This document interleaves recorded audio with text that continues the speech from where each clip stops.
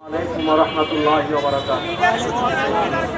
الحمد لله وحده والصلاة والسلام على من لا نبي بعده.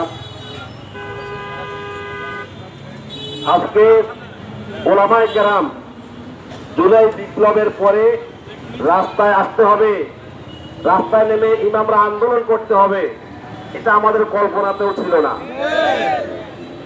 1973 সালের পর থেকে ইসলামিক ফাউন্ডেশন প্রতিষ্ঠার পর থেকে অদ্যাবধি শিশু ও বড় শিক্ষা কার্যক্রম দেশের ইমাম আলেম ওলামারা পরিচালনা করে আসতেছেন। অত্যন্ত সুনাম এবং দক্ষতার সাথে সপ্তম প্রকল্প শেষ হয়েছে। কিন্তু আফসোসের বিষয়, দুঃখের বিষয়, আজকে যে ইমামরা প্রায় 32 বছর যাবৎ এদেশের শিশু এবং বড় শিক্ষা কার্যক্রম পরিচালনা করতে আসতেছে, কোরআন শিক্ষা দিয়ে আসছে, অসংখ্য মানুষকে দ্বীন ঈমান শিখিয়েছে এই দেশের ইমামগণ, ছোট ছোট বাচ্চাদেরকে শিক্ষা দিচ্ছেন। আজকে দেশে এই বৈষম্য বিরোধী আন্দোলনের পরে, বৈষম্য বিরোধী বিপ্লবের পরে আজকে ইমামরা এই বৈষম্যের শিকার হয়েছেন।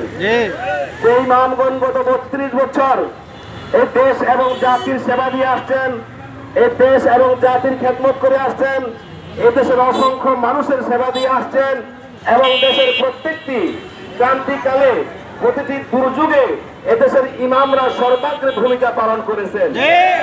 আপনারা দেখেছেন গত বন্যা এবং করোনা সহ দেশের সকল ক্রান্তি লগ্নে ইমামরা ভূমিকা রেখেছেন।